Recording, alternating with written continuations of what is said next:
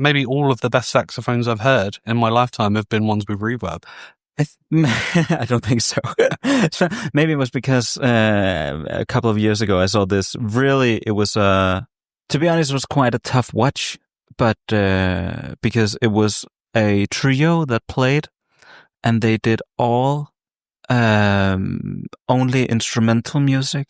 Wow! And they did like prog pop, which was, I mean, it was a tough listen to sit for an hour and a half, and they never stopped playing. And also it was in a theater, so everybody was just sitting down. However, that made me notice a saxophone with reverb. Dude, that sounds pretty awesome, actually. I mean, it was not for me, but I spoke to the guys afterwards, and they were so nice. And I ran directly up and said to him, like, all right, reverb on a saxophone, that kind of works. And he was like, looked at me like I was the biggest idiot. I'm like, yes. Have you ever heard music before? Have you ever heard this? Absolute niche novice. You don't know about reverb on saxophones. But yeah, hey. Get out of the theatre. Oh, Johnny boy. He has written. On my way again. Like, no, you have written. Yeah, I wrote. Yeah. Like, we're upstairs. Okay. Okay, here we go. There he is. Ladies and gentlemen, John has arrived. We're already 15 minutes into the podcast and is showing up late. Yeah, I'm afraid so. Well, it's a shame. What's your excuse, Johnny boy? Talk. Are we live? Yeah. I mean, live is back, boys. Live is a bit of a stretch. But hey. Just quickly on that, I did have a bit of feedback after the last one. Mm? Well, I was going to say something to you. We're going. Okay. The one thing I have heard is that people were a little bit, I'm not going to say disheartened or anything to that strength, but people did comment on the fact that we didn't have an actual introduction. Yeah. I noticed that too, and I kind of liked it. The thing is that I don't feel like there should be one. But I mean, we could do it. No. And we could write a jingle and be like, da da da da da da, bow, this is the Three Gooners at the pub, and you are listening to it right now, which they already know that they're listening to, and be like, we got blah. But I kind of like it that it's just press play and then let the people figure it out. Yeah. I mean, to be honest, after that, I think I'd quite like you to do the jingle and intro every episode. Just mix it up. Like a new one. Yeah, different style. Maybe get some saxophone with reverb. Hey, now that's the thing. If I'll spend the next couple of years learning saxophone and then get a reverb pedal, and then we'll do an intro jingle.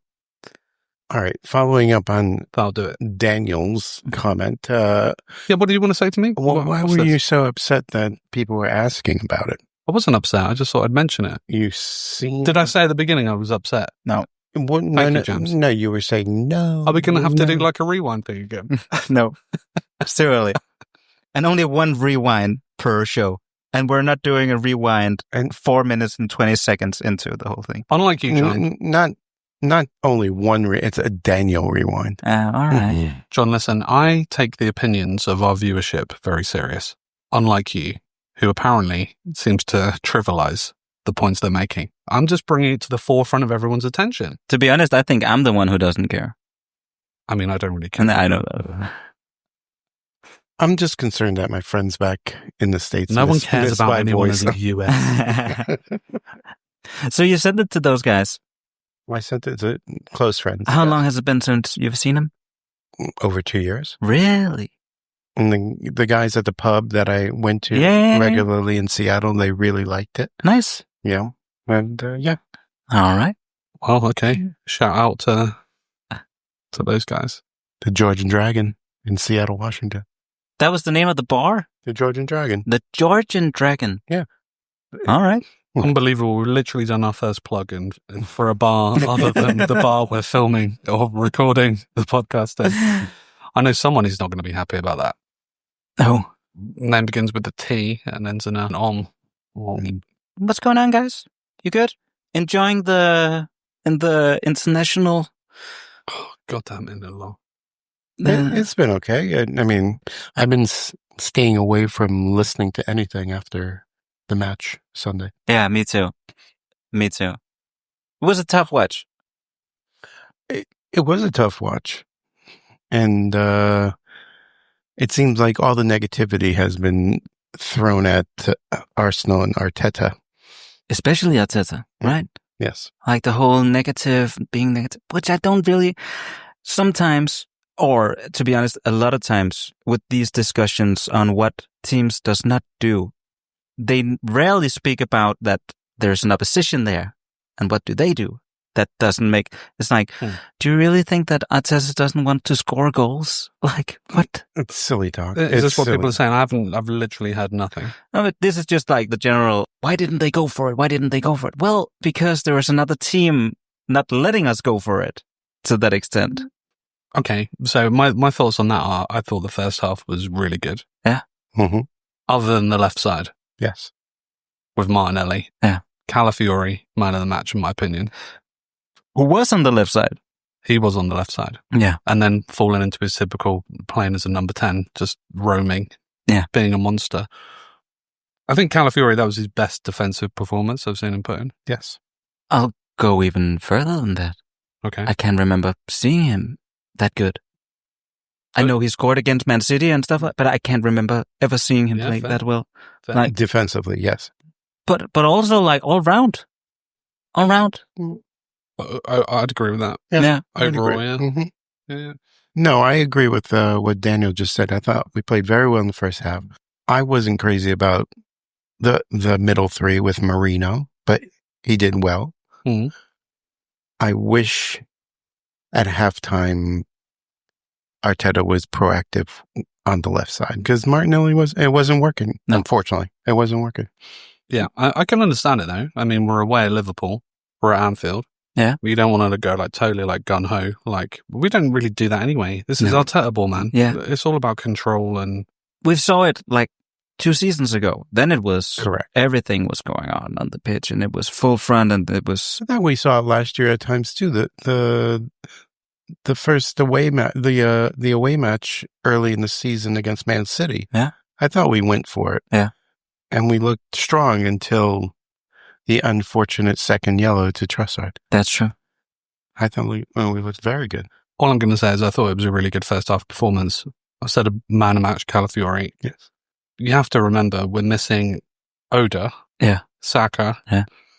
And we literally lost Saliba in the first 4 minutes. Well, big shout out. That was my next comment to Mascara. Oh my word. Let's talk about Mascara. I mean, that's the first time I'd properly seen him.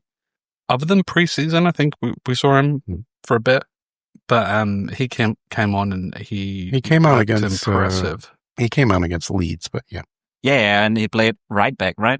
Yeah, correct. I like the way he moved forward with the ball. He looked a little bit daring. It looked a little bit raw, which is obviously to be expected, but.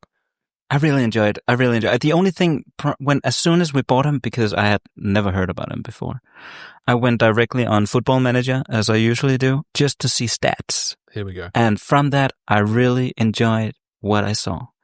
And now after seeing him for 86 minutes or however long, plus added time, I'm really, really intrigued. I think there's a player there. He's raw to the extent that Gabriel was when he came. Mm-hmm. True. Yeah. Like but that can all be, as we've seen with Gabriel, that can all be worked out. But to be thrown in after 4 minutes against Liverpool at Anfield, and for us sitting at the bar, not really thinking too much about it, like not really being a problem other than praise, right? Yeah. It's decent. Good. Fantastic. He made one poor pass, but other than that, he didn't put a foot wrong.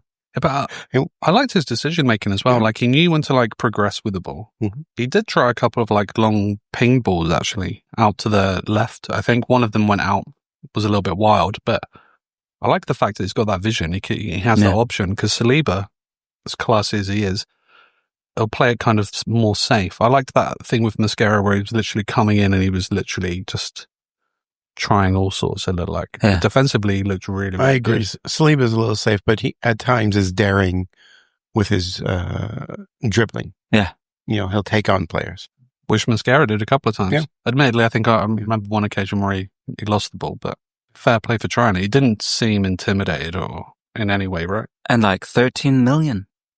bargain. Bargain. Man, him and Kepa deals of the season. We needed one of those. Yeah. I mean, for as bad of sellers we are, which we should talk about later. Yes. We are very good buyers as well. I don't want to talk about the selling. No, we have to. Yeah. I feel like we have to. We haven't seen each other since the window closed. And it was a crazy ending. Yeah. To the window. Crazy ending. Do you know what? I didn't really pay that much attention to the end of the transfer window, if I'm being honest. I know the big one, but if we're going to talk about that later, we'll talk about it later. You can tell me what happened. But let's just finish up. I mean, I think with the Liverpool game, I think it was the biggest draw I've ever seen. And then a moment happened from Slobosly and a great free kick. It could have been us who did a great free kick. It could have been like, it was one half, we were good.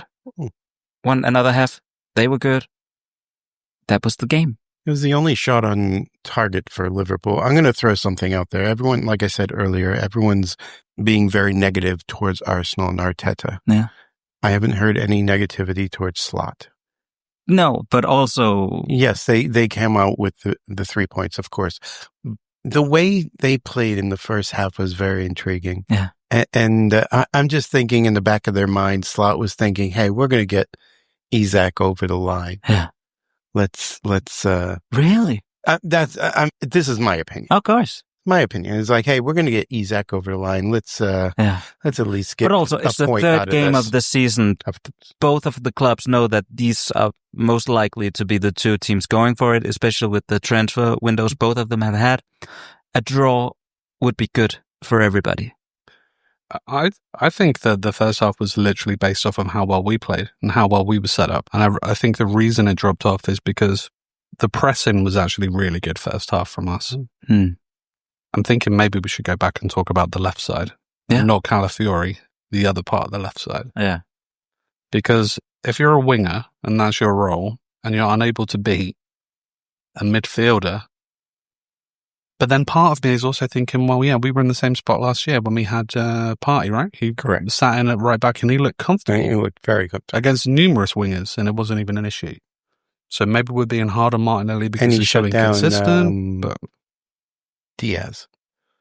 Yeah. He shut down Diaz. Yeah. But yeah, I mean, there's a lot of questions and I'm kind of disappointed, right? Me and you have spoken about this numerous occasions, John, but with Martinelli, it's kind of frustrating how it does seem like he has reached his ceiling.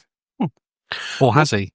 Are we being overly critical? I'm not sure, but to that point, I think the point of the game, the part of the game where it changed a little in the second half was, I think, Szoboszlai started getting positions in the middle of the pitch. And he kind of is like, I'm going to leave Martinelli. Either Konate or Van Dijk could deal with him. Yeah. I'm gonna be a little more advanced, and then they started controlling the midfield because the first half we controlled the midfield, and so when I saw that, I'm not sure 10-15 minutes into the second half that Szoboszlai was receiving the ball in the middle of the park, I'm like, Arteta should have done something. Yeah, and we were spoken half time, like take Martinelli off. Yeah. I mean, I agree. I was shouting, bring Eze on. I was actually like, put anybody else on. Yeah. Trossard. I mean, they might have a knock or something like that. But just do something different because nothing was working. Which, again, we spoke about this last podcast in regards to Martinelli, where I said that he was always good against Liverpool. Well, apparently not anymore. Not anymore. Right. That only works against Klopp when he's trying to impress and obviously get a move there. We haven't mentioned this player either so far, and I feel we should, because there was a lot of doubt and maybe opinions were kind of fiery after we bought another Chelsea player. But Noni had a fantastic game. Yeah. And the only thing that annoys me is that because I'm not good with the group chat, I'm rarely there. The group chat we have with all of the other guys from the particular bar. I'll have a look once in a while. But I didn't know the slander that was going on in group chat when we bought Nani Madueke. But I don't think that was towards the player. I think that was just because it was another Chelsea player. Yeah. Which is an argument I do get, but and also the fee, because True. everyone visioned him as a backup to Saka, and that's a hefty fee for. But to be, I'm not sure it is. Yes and no, but I'm not no, sure it is after the Liverpool game. But also, I just feel like because I've been quite happy with the Madueke signing all along, even for the fee as well. Like what it was, 50 million. Yeah. But also just rationalizing it, and Chelsea bought him for 35. He's played 2 years in the Prem. He's British. Yeah. That'll put 15 million on top of whatever they paid. You get that British player tax. So I feel like that was fine. But what a game he had. He was like first half. Great game. He was our most attacking output. He was the guy who could do something. That was a really good battle actually on that side of the pitch. Yeah. Do you think it was a good idea to take him off? No. But just as much, we agree that the guy that came on for him, who was that? Dalman. And I thought that was a mistake. Yeah. I think that was a mistake. I don't think this is, I know we're all crazy about him. And Dan, you've been mentioning him for years, ever since he broke through. Like, when was it when he played for the under-18s first time when he was 13 or something like that? I may have dropped his name a couple of times. Yeah. But nevertheless, I don't think this was the game to just throw in a 15-year-old just to make something work. No, I agree. I mean, it's the second half of the season, Ethan played very well on the left side, on the right side, excuse me. And in Champions League and down the stretch, and I don't know. How many goals did he get last season? Was that close to double figures when it was 9 goals, yeah, all competitions, yeah. I mean, it did really surprise me. As much as I like Dalman, for me, that was really shouting out for Ethan. Because if you saw with Noni, there were a few occasions where he was pushing down the flank. He did really well going to the byline or going out wide and then trying to get a ball in. Yeah. But there were a couple of really good chances where he was able to cut inside, typical Saka mode, and try and whip something in with his left. That's like Ethan bread and butter. Do you know what I mean? Like get it out wide and then come in, step inside, try and whip something in. And I'd like to have seen that. I don't really think there was a need for Nani to be taken off. No. But hey, what to do? We move on, and then of course a couple of days later it was the transfer window shutting down. We did one signing, got one in, got a lot of guys out. I'm very excited by who we got in. Are we going to do like a summary? Has anyone got a list of all of the ins and outs? Let's do it.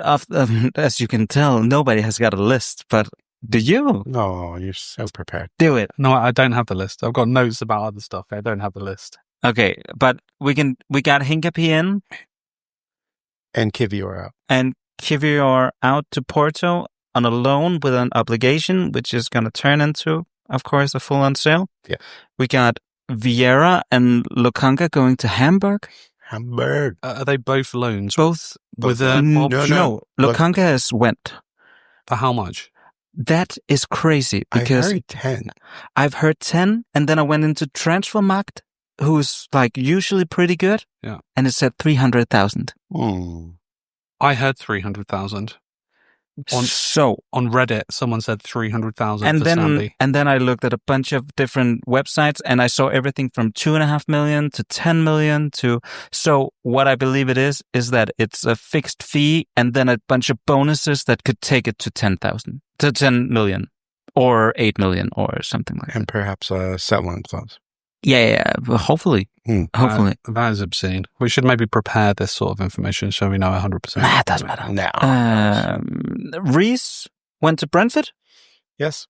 And another loan. And I feel like there's one more. Zinchenko last minute. Well, Forest, wasn't it? Forest. Yeah. Okay. Yeah, but a loan, so we won't play against it. Yeah. So 2 leaving for good, Kivior and Lukanka, and then 3 loans. I mean... and the Vieira loan's an option, correct? Yes. However, it's an option of 20 million. Regardless of how they've left, they're now out, hopefully. I was hoping last year when his old coach was coaching Milan, AC Milan. Conceição. Conceição, yeah. Conceição.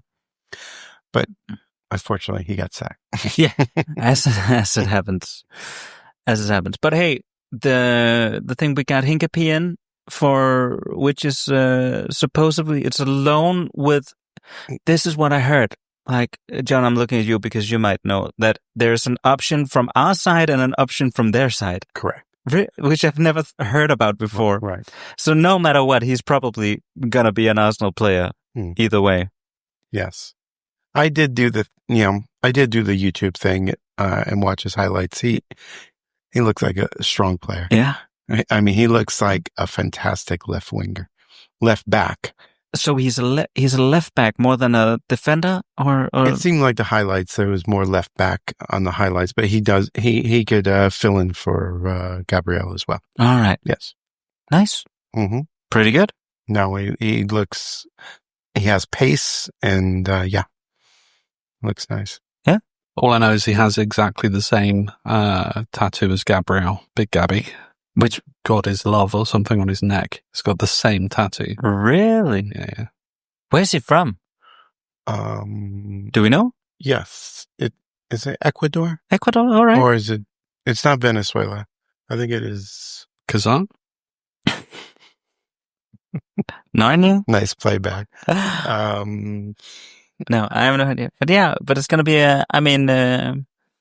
No, the one thing that confused me about Kivior was Porto's not in Champions League.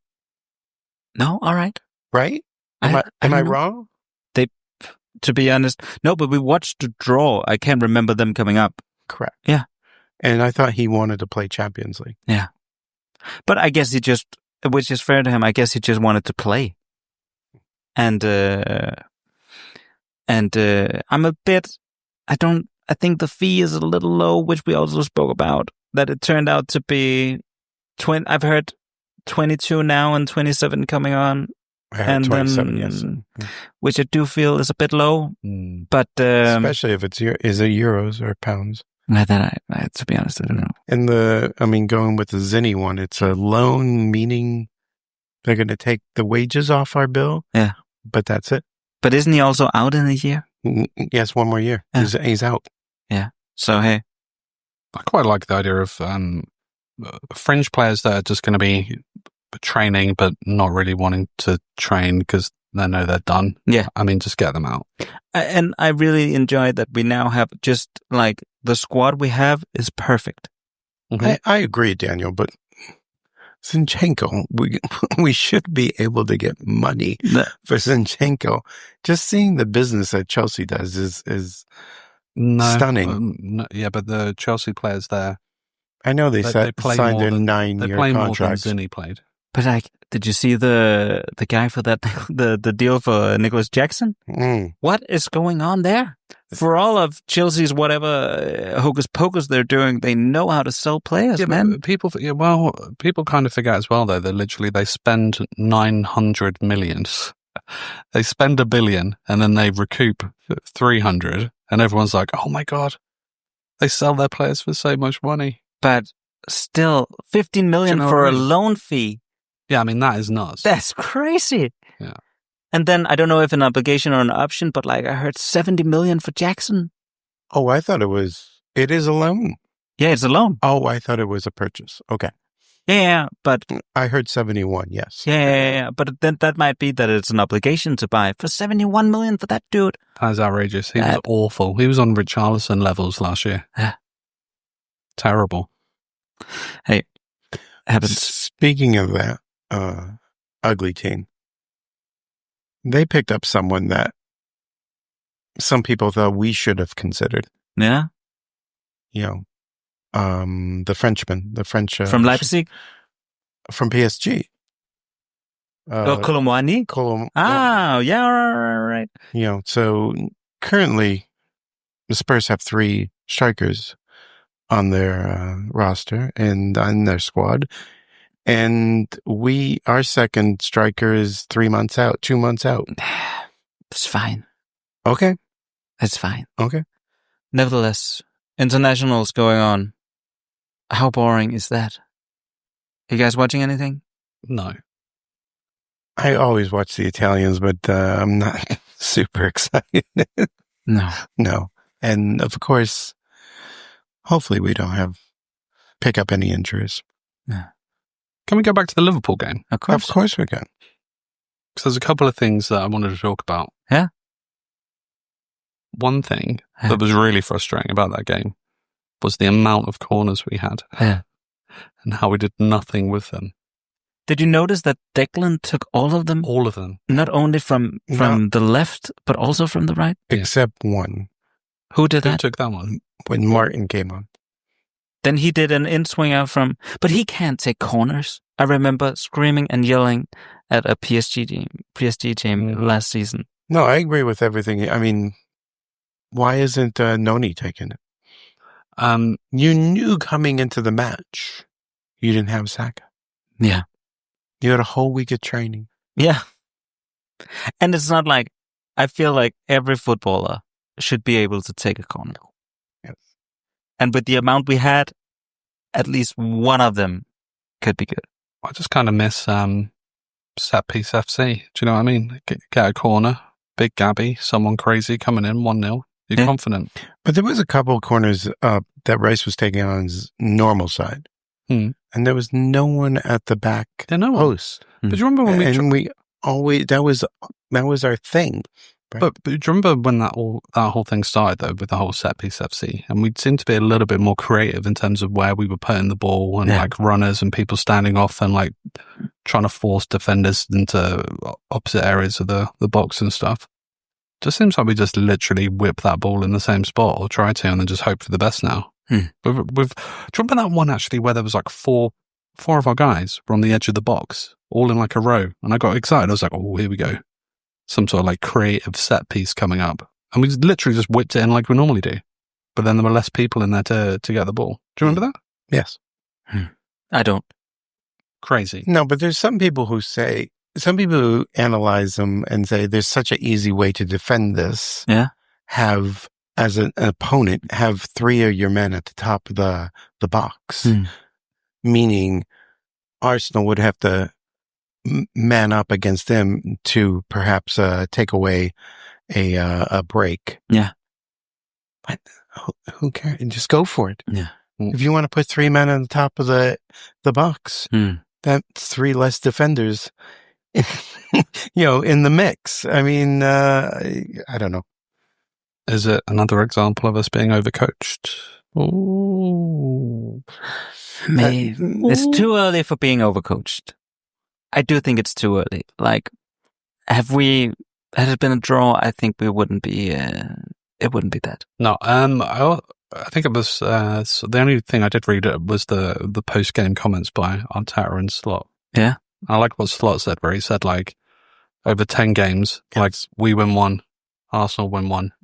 John, your phone is going on like crazy. Someone's phone vibrates on the table and distracts everybody.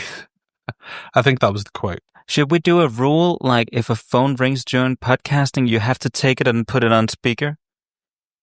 No, literally, literally, like, someone else answers it and takes it on speaker. No. Yeah, you know the comment he said. 10, we win one, they win one, and 8 games a draw. Yeah. Which is, I think. I actually enjoyed that comment. I'm not a huge fan of Slot. Maybe, I don't know, maybe he's because he's Dutch. I don't know. He's very standoffish. I don't like the way he presents himself, but when he said that, I'm like, yeah, spot on. I think he's fine. I don't mind him. I mean, I have no feelings towards him either way. Yeah. Hey, happened. But, yeah, I thought that was an interesting comment. But then also, I remember watching Liverpool the start of last season. Yeah. The first game, I think it was against Ipswich or something. I remember watching them play Ipswich last year, and they didn't look that great, but they still, I think they won or they drew. They came from behind us. Something happened where they literally Liverpooled it. But consistently over the course of last season, they managed to do this. And already this season, they're doing it again. Yeah. And I remember, like, I think on the last chat we had, we were saying, like, Liverpool don't look like Liverpool, or we've certainly said it in other conversations. They look not, Liverpool this season don't look like Liverpool last season. And actually, I think they kind of do, because they're finding a way to get these results. Yeah. They've had like 3 really difficult games.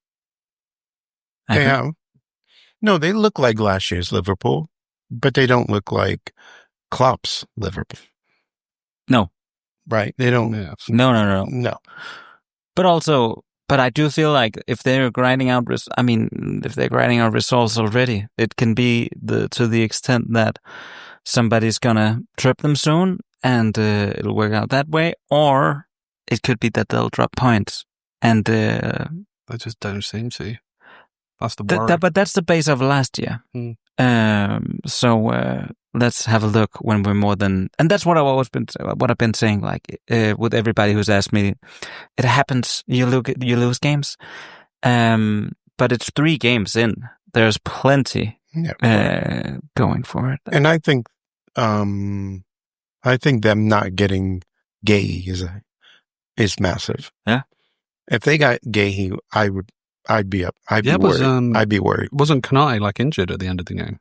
He was a little hobbled, yeah. But he played well. I thought played very well, and I thought he would, because I haven't seen Liverpool this week, but this season before our game. But I've heard he was supposedly shit. Not against us. Every time I've seen them, he's looked good. Exactly. He's actually looked the better of the two on a couple of occasions I've watched. Van Dijk looked a little bit low. Well, you could say that about De Ligt. De Ligt looked like a world beater against us, and then the following week he looks like garbage. Yeah, exactly. So it's the moment. It's the game. How did you both feel after the game, though? In terms of we lost 1-0 at Anfield. I was like, it happens. It's fine. I was upset in general as a football fan. I'm like, come on, can we play? I mean, it kind of. I mean, are you talking in a ref kind of way? No, a ref. No, I thought the ref was actually decent. But like you said, it's early on. It's the 3rd game of the season. Let's take chances. Yeah. What are we doing? We're not like jockeying for position, for top 4 positions. It's the 3rd match of the season. It was a horrible match. Yeah. It was a bad watch. It was a bad watch. That's what upset me. The loss, sure, but it didn't. It was a moment. The thing that upset me is, there's some people I enjoy listening to. Yeah. And some people then I enjoy listening to. Then you hear the nonsense after a loss. Yeah. Like criticizing David Raya for his positioning. I'm like, on the free kick. Are you kidding me? Have you played goalie in the EPL? I mean, the nonsense that comes out of these people. Yeah. I know it's all content. They have to fill an hour space. But who was it that said this? Can you name drop or not? You don't have to, actually. No, I don't. Fuck them. Yeah. I don't know. I didn't even see the free kick. I've only seen it once more. After Did you turn your back again? No, I didn't. Maybe I should have. But no, I went to the toilet and then came out and literally saw the free kick going in. So I didn't see who taken it. Men's or women's? Not taking your advice, it was the Meds. Yeah. So I literally saw the ball go in the back of the net, and then everyone just like furious. So I don't know anything about the positioning, or I think I read somewhere actually that I was on Reddit this morning, but people were still talking about the wall positioning. Yeah. Funny you say that. There was only 3 in the wall. Okay. What does that matter? I don't know. It literally looked like an absolute screamer. I was like picking holes with Declan Rice's free kick. I feel like it's one of those things where you're not saving that. But then again, my favorite, the thing I distinctly remember from after the game was when we were all outside and talking about the match, and then I can't remember who it was, but some guys came out and was just like very similar to me in the moment, like, it was, we had the first half, they had the second half, and then a moment of magic. And then Bash comes out and he just goes, well, it's not magic, is it? Bash is not literal magic. Harry Potter wasn't taking that free kick. Then have fucking Gandalf stood over the ball. But yeah, it's just I like watched. that though. Yeah, Sure. that was like, but that was the perfect way to be like, we've just watched 90 minutes of a a pretty dull game. To maybe dull is not the right word, but No. like a draw. Proper. It was just a proper draw. And then something happened. And then why didn't we do it? That was, I feel like, well, it's not magic. If they can do it, we can do it. And we didn't. I mean, that's one thing, right? I mean, for all of the control, this is one thing that infuriates me with how we play occasionally. And it's the amount of control we do have, but the limitation of the chances we create off the back of that control. Yeah. And then you have a prime example of that second half against Liverpool, where they've literally just like taken the punishment, not even punishment, but they've absorbed the pressure or the control. Let's have the ball. It kind of looked a little bit like the whole like George Foreman fucking Ali thing, man, where we literally tired ourselves out pressing and just let's do our shit. And then they went a little bit chaotic in the second half. Mm. They changed it up and then they started like pushing and like punishing us in the areas where they knew they could punish us. Yeah. Because there was a lot of room in the middle of the pitch second half. Yeah. So many occasions when on the edge of the box they had like a fair amount of time. They absorbed the control. There was Control. There was no. That's what I mean. That's what I mean. Though there's no punishment really from us. What did we have? We had like Noni. Noni had the only shot on target. I'm sure there was another one. There was the one late on from Eze, but we won't count that. Mm. Where he went in the box and maybe could have got the shot off, but he fell over. Why didn't he get the shot off? He fell over. Did he? Yeah, he fell over. Which I'm not gonna. I mean, there was a couple of shouts. He had a couple of them. There was a couple of shouts for penalties, but I don't think they're none of them. None. Yeah. But that's what I mean. It seems like so symptomatic of how we've played the last couple of years. Yeah. Just control games, but we don't really look like doing anything crazy. And on the flip side, we'll have another game where we don't control as much, but we're banging like 4. I'm always very impressed by how much you remember during the games. Whenever we speak, it occurs to me that I don't remember as much as you guys do. That's because you're always incredibly drunk. Speaking of that. And on other substances. Speaking of that. So during the last game, in halftime, which I've thought about this, not a lot, but a little bit. I was speaking to Anton. Okay, yeah. And because him and Isabella weren't here for the Leeds game. Mm-hmm. And then we were just talking and this and that, and we spoke about the new Arsenal beer, and I said, yeah, be careful with that because Dan had a couple during the Leeds game and he was fucked. And, well, a couple is saying it like but then Anton went, which is the interesting one. Then Anton went, oh, as many as like in the United game. Because you two seemed like, well, meaning you and me. Mm. And I was like, we were fine. United game. What a United game. Okay. Wow. Okay. Okay. I mean, I guess we take his word for it, but I don't believe him. I don't remember that far back. No. All right. It is. I mean, the start of the game, I just said to myself, oh, please. I mean, the first action. What was the first action of the match? Rice just launches the ball. Yeah. I'm like, okay, it's going to be one of these. Yeah. Actually, should we talk about Declan as well? Yeah, let's do it. Best game of the season so far, which isn't saying much. Yeah. That's what I was about to say. He's not been great there. No, I thought he played very well. I don't think it was. I don't think he played very well. I thought he patrolled the midfield very well. He's just. I mean, we've had this argument back and forth. He's not a creative number 8. Yeah. He's just not a creative number 8. And I don't think Marino is either. Well, okay. That was why. But then what is Marino? He's number 6. No, but I do. Number 9. He's either. Perhaps. I think he's either a number 9 or he's the next one to. Maybe that's why we didn't get Colo. He's what I think Marino is whatever Madueke is for Saka. Marino is for Declan. I think that's his position. He's a box-to-box midfielder. That I don't think there's anything creative going on. That's why I was calling for I thought it was interesting. Yeah, I thought it was interesting. I'm pretty sure that Marino was pushing up and we were kind of like 4-4-2-ish on a few occasions. With Marino, right? Yeah. And actually, I thought Marino had some good little touches up to Yeah. But maybe you should have... Arguably more so than Victor, or what do we think of Victor? I thought he made had nice touches and combinations with Noni. Yeah. I was a little surprised he was on the right. And I thought he would... Okay, that's his 3 that he's putting in the middle. I thought he would put Rice on the right and Marino on the left. But he didn't have anything. There was literally nothing. No. There was no shot, no chance, no... No, but a lot of people said there was no one to serve Gyökeres. Yeah. A through ball or what have you. There was quite a nice little breakaway when Martinelli had the ball. That's a counter, yes. Kept hold of it for far too long and didn't play him in. Hey. Frustrating. The head down thing baffles me with Martinelli. Yeah. It really does baffle me. His decision making's always been terrible, right?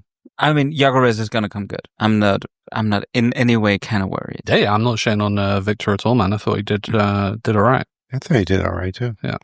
People, I call him Vigo. People are looking at me crazy when I'm just yelling Vigo. Why Vigo? Because it's a Danish thing where a nickname for everybody named Victor is Vigo. Oh, really? Yeah. And I feel like Vigo is a good nickname for him. Yeah, it's a good name. Yeah. I'll be adopting that now. From now on, he is Vigo. That's why I'm saying it, so that from now on, if at the next game you'll start or not look at me like I'm a fucking idiot whenever I'm just yelling, Vigo, Vigo, Vigo. I like Vigo. I don't like Gyökeres. Gyökeres? Gyökeres? Like a Glock 9. What? Who says that? I've heard it. Maybe in the US. No. No. I've never heard anybody said Gyökeres. Like a Glock 9. Yeah, I get the pun. I've not heard that. All right, guys. Move on. I've prepared something again. Oh, here we go. Here we go. Now we're talking. Pop quizzes. Can I do a shout out before your little pop quiz teacher? Oh my God. All right. I just want one shout out. I was late. I apologize for being late, but I want to do a shout out and something to say. A shout out to my boys, the Seattle Sounders, for winning the League's Cup 3-0 over Inter Miami. And fuck Luis Suarez, that scumbag of a person. Did you? I saw that. I have no idea what happened. What happened? Spitting in the face of a Sounders trainer. Wow. After the match. It's not biting anymore. Right, correct. Yeah. How many times? And MLS, Major League Soccer, still have not come up with a punishment or a statement from Inter Miami. Nothing. It's disgusting. He's disgusting. But the true team prevailed. Would you rather be bitten or spat on, John? Bitten all day. I mean, that's insightful. Really? That's the most insightful thing. I'm actually slapped in the face once in a while. It's not bad. No, in all fairness, though, I saw that and I wasn't really surprised. I mean, it's Suarez. He's literally a filthy animal. And also, Busquets supposedly punched someone in the face after the match as well. Okay, great. You know, it's just... who won the game? I just shouted out to my Seattle Sounders for a 3-0 victory, raising the League's Cup, the first winner of the League's Cup. Yeah, I have this mental thing where as soon as somebody... And another shout out to... Jesus Christ. Another shout out to the Seattle fans. 69,000 plus in attendance. Nice. Good. That's fantastic. Yeah.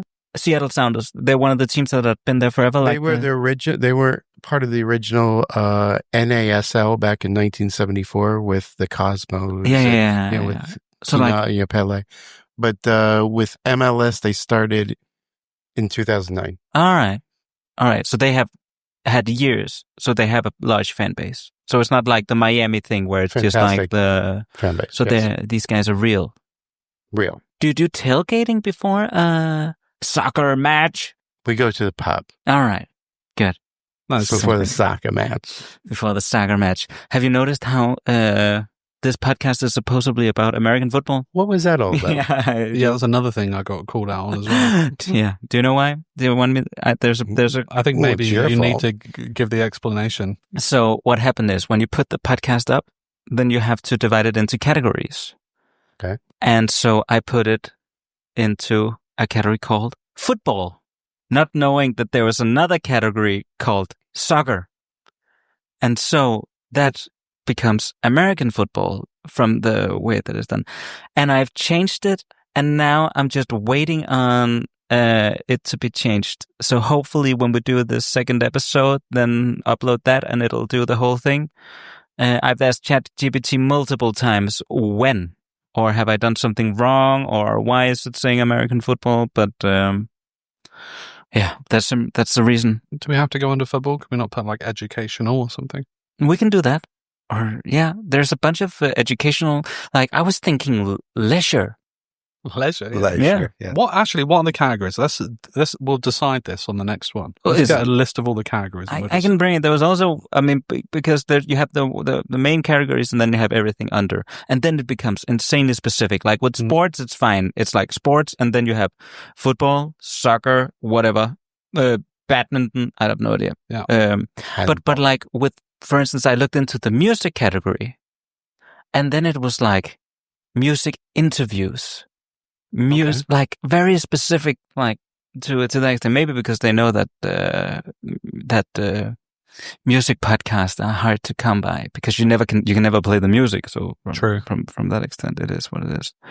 But So basically, we find the category with the least amount of saturation and competition, and we just literally throw ourselves in there. yeah, but maybe We that's could be the number one podcast. here's on the thing. That's left-handed cooking.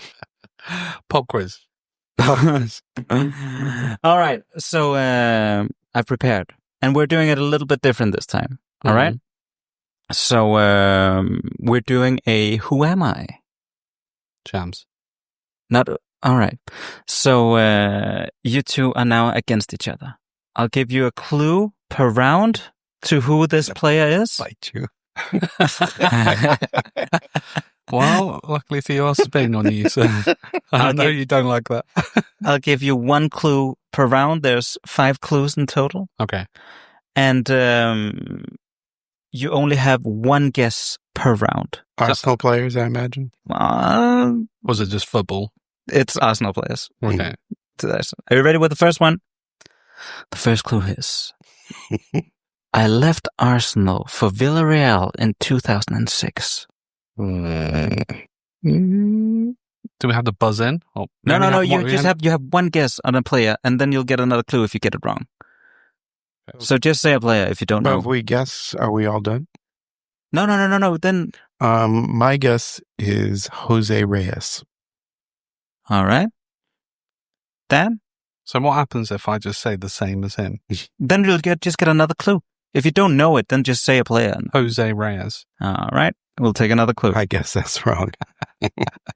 I wore the number 18 shirt during my time at the club. Nacho Monreal. Oh my God, that's a good guess. Let's go back to the first one. I left the club in 2006 right, for Villarreal. right. But hey, okay, Nacho Monreal.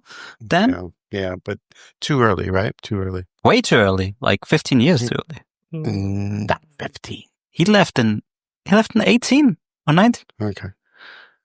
Thanks. I don't know, man. Thanks All for right. that. All right, we're taking that one. I was a defender, mostly used as backup. Oh, I know this guy. I know who it is, but I I can't remember his name. can't remember his name. That crazy, like ratty looking guy. I think he's Spain. French. No? No, he's Oh, not French. Okay. Oh, what was his name? Oh, had like scary. Talking of biting, John. I know you love it. You should know because he looked like he could do a good bite. I think that's the guy. Wasn't the biting back then. All right, let's have some guesses. Oh, I think he was French. I can picture his face, but I can't remember the name 18. because he's not still there. He's still in Spain. He's probably retired. Oh, what's his name? He was the backup. Like I'm thinking. I don't know why I'm thinking Godzilla, but that's completely wrong. No, he's a defender. Yeah, I know. Next clue. Yes. I joined Arsenal from Lille in 2002. See, I told you it was French.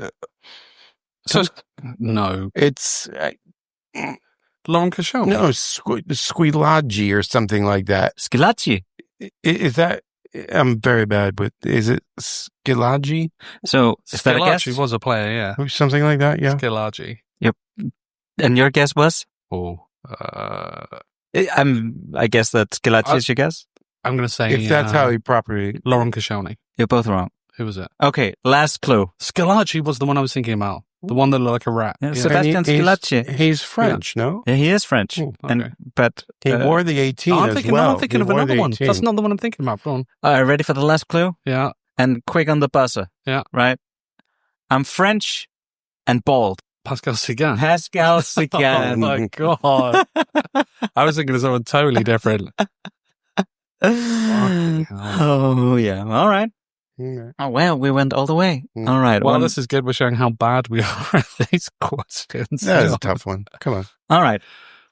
Next one. I signed for Arsenal as a teenager in 2005, but spent years out on loan. It's first clue, so give us a name. Jack Wilshere. No, certainly not Jack. It is, I don't know. Next clue. I never really broke into the first team and eventually left in 2012. Oh, fuck. I know this guy. Never broke in. This is some sort of like terrible Brazilian. It's some sort of, was one of these cheap little kids. I'm thinking, okay, go on. All right, we'll take the next one. Well, Danielson. No. We'll take the next clue. All right. My most famous Arsenal moment was a cheeky chip hat trick in the League Cup. If you know, you know. Carlos Vela. There you go. Yeah. I almost There you said. go. There you go. You should know he's an American I footballer. know, but Johnny. I thought it was too early for Bea. Yeah. Yeah. No, Carlos Vela. Yeah. That was the win. That was the one. That was the one. All right. Last one. I came through Arsenal's youth academy in the early 1990s. Ray Parler. Johnny, any guesses? It's a good guess. It wasn't Lee Dixon, no. David Seaman. All right. Next one. I was part of the team that won the 1994 Cup Winners' Cup against Parma. Mm. And whilst you talk about that, let me just rant a little bit while you think about who it could be. A thing that annoys me so much is whenever people say that Arsenal's never won a European Cup. That's true. I don't get it. Does the European Cup Winners' Cup not count? Or Apparently not. I'm going to say any guesses? Alan Smith. Alan Smith. 1994 Cup Winners. Yeah. Through the youth. Perry Groves. Next one. My Arsenal career was cut short. My Arsenal career was cut short by a broken leg against Leicester in 1995.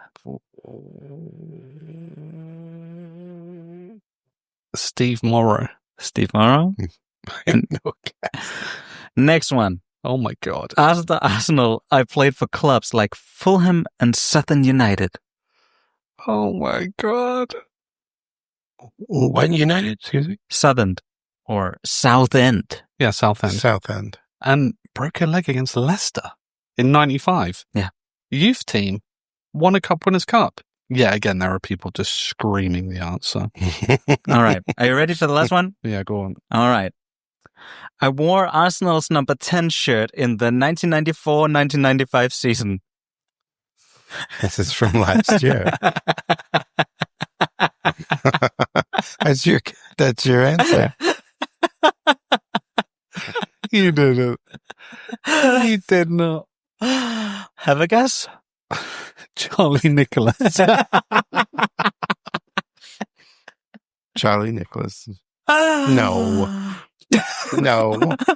No, it's your guess from last week, no?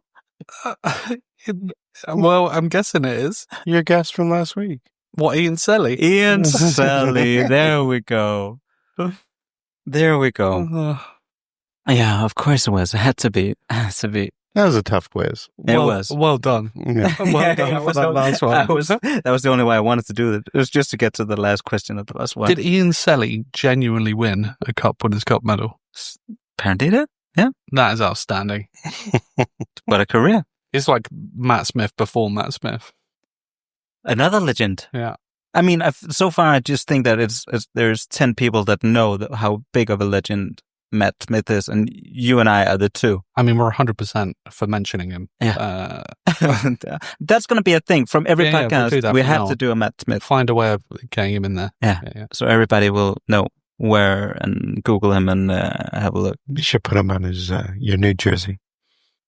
No, I already know what I'm getting on my New Jersey. Haven't you bought it yet? No, I haven't. Because you can't get Dowman yet.